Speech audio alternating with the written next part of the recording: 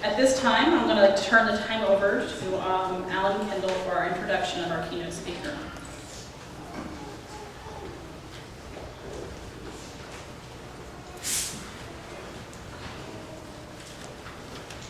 We are pleased to have Dr. Luke A. Higgins with us today.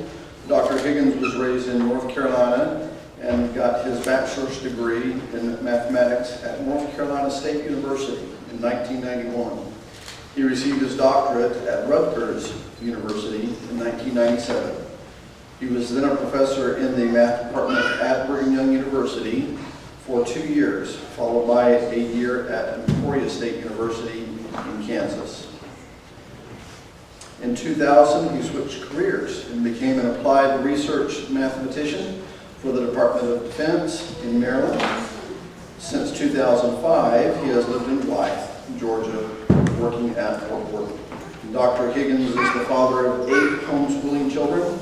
He enjoys computer programming, electronics projects, reading, and going out with his wife, Allison. He is a bishop in the Church of Jesus Christ of Latter-day Saints and coaches a local high school math team. I've known Dr. Higgins for a little over 3 years, and I am a better man for it. Dr. Higgins.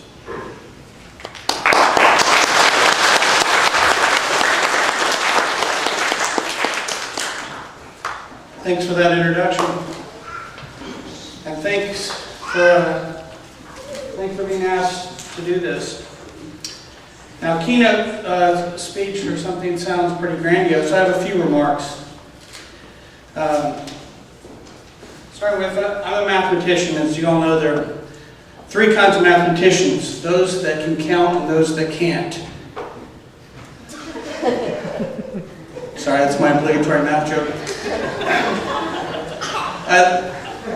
I've thought about the remarks I was going to make today for a little while, and one of the things I hadn't planned on talking about, but I just was struck this morning. Our family, with a few other families, was able to go to a cemetery this morning and put some flags up on the graves of some veterans in honor of Memorial Day. And you know, we've been doing this every year for a few years. And it's really an interesting time. It's an interesting time. You don't rush through it. We read through the different names, trying to pick out. Okay, sometimes there's just a USN, and we'll say, okay, explain that that's a Navy person or whatnot. And we read through them, and every year it seems like there's some example just from reading what's on the gravestone there that makes me think a little bit. And today, one that struck me, and I didn't put the person's name to memory, but there was a gentleman that just said his name, and it said World War II private, and I noticed that he was born in 1897. And I thought, that's kind of interesting. This is somebody who was 44 years old when World War II started, and that's when he was a private in World War II. And I just thought, there must be an interesting story there. Someone who, at that age, much older than most people join the military, decided to, for whatever reason, to join the military and make that big decision in his life that he stood for. And it just made me think today, these graduates are at a point where they're making big decisions in their lives. It's an important time in their life. There are not many points in your life that you remember back as these big times of change. And one of them is graduating high school. It's a big time to reflect on your life. One poem that I found that I thought was appropriate goes like this: "The future lies before you like a field of driven snow. Be careful how you tread it, for every step will show." For the graduates here, you're starting on what I think of as the beginning of your adult life.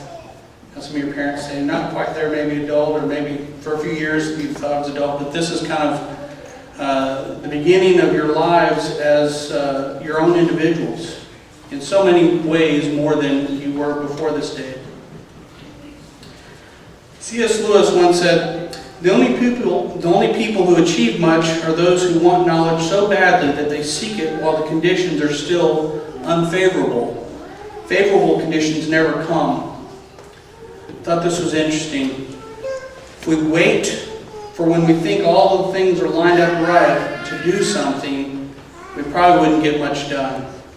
And it goes with furthering our knowledge, as C.S. Lewis said. You all have plans to further your knowledge, I know, and persevere in what you're doing. Winston Churchill once described some attributes of key people in life. And he said, continuous effort, not strength or intelligence, is the key to unlocking our potential.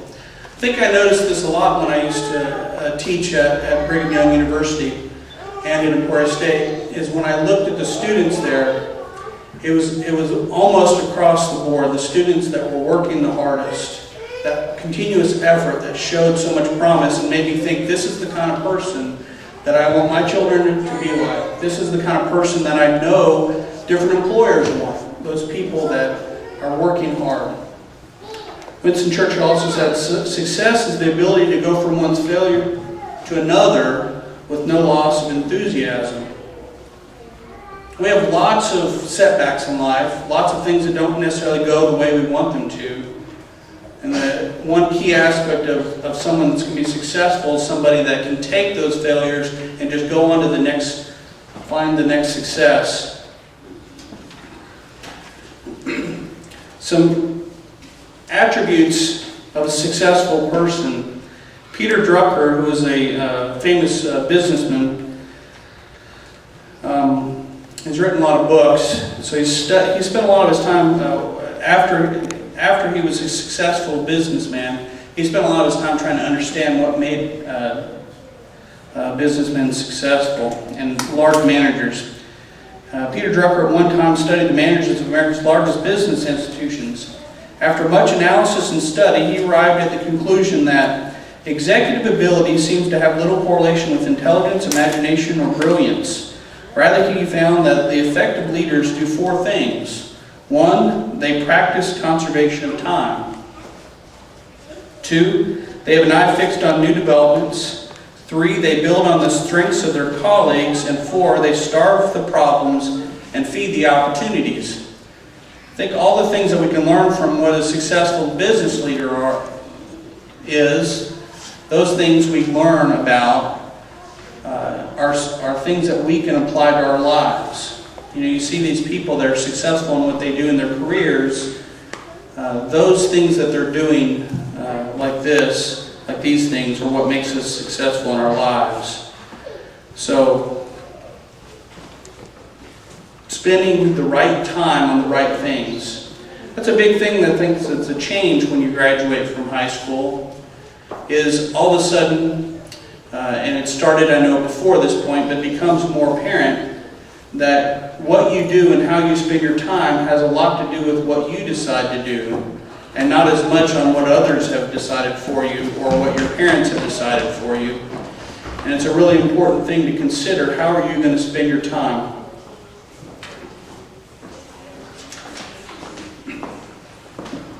I want to close with a story of somebody that I think embodies a little bit of what homeschoolers are about. And normally we don't necessarily think of this, but I want to talk a little bit about Bill Gates. Bill Gates, I think at the time, when he went to college, he went to Harvard, and he dropped out of Harvard. He likes to think himself as one of the most successful Harvard dropouts. But the reason why I think has a lot to do with why we homeschool for many of us is he was there at Harvard for a few years, and he was very successful. Everyone who had any interaction with him thought of him as a brilliant person. But he got sidetracked on things that he wanted to do, and he kind of pursued those to the extent where he realized he needed to drop out of college because those constraints of college didn't fit him.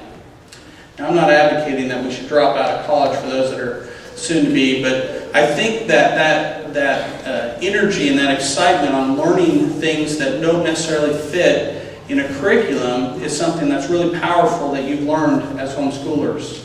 That you can pick up any kind of topic and you know that you can tackle it outside of some kind of traditional mechanism. Now, Bill Gates, I think think exemplified some other things that I see in a lot of homeschoolers. In 1975, when he was starting to get very interested in just how computers worked and the beginning of a lot of computer programming, he had a friend, Paul Allen, who was a co-founder of Microsoft later, and they were at Harvard together. And in 1975, Bill Gates thought this is a huge opportunity, that computers are going to be a big thing. At the time, most people thought computers were going to stay in the corporate world, they're going to be in some basement of large corporations where computers took up entire rooms. But he saw a vision that computers eventually someday may become important to individuals. And we all have seen that happen. So Intel came out with a new chip that they were really marketing towards big businesses, the 8080. And the 8080 was huge in that it had 16 kilobytes of RAM. And that was revolutionary.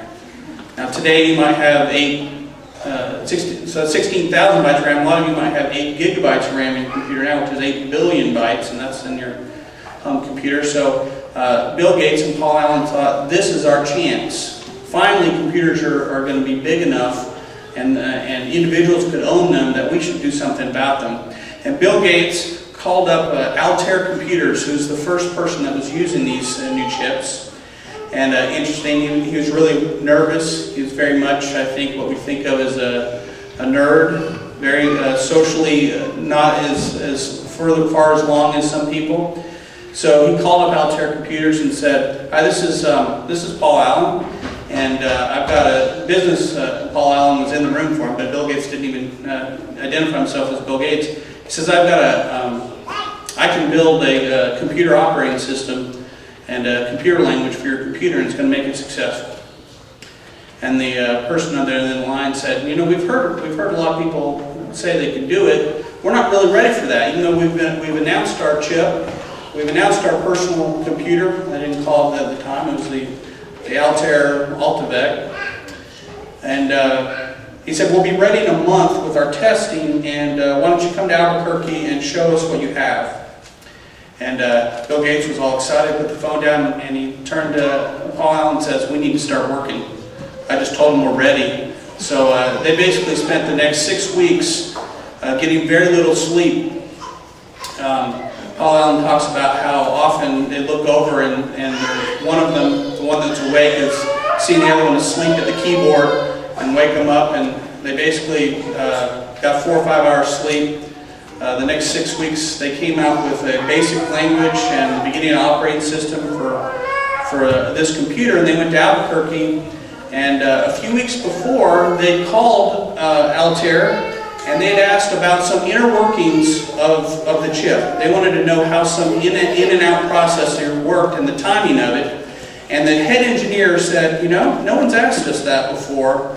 And he explained it, and Bill Gates talks about that's when they knew they had the contract, because they knew that other people had to understand that, or they wouldn't have been able to solve the beginning operating system. So they asked that question, so they knew they were on track, and the rest is pretty much history. They got that first contract. A few months later, they formed Microsoft. A few months later, they contracted the operating system to IBM, and now Bill Gates is worth $50 billion. He showed, I think, why I think of that when I read that, and I think of homeschool, he showed a lot of innovation. He showed a lot of thinking outside the box. He showed a lot of knowing that the confidence that he could do something new. And I think that exemplifies what I see in homeschoolers. And I think that's a great strength. And I appreciate the opportunity to be able to give this talk.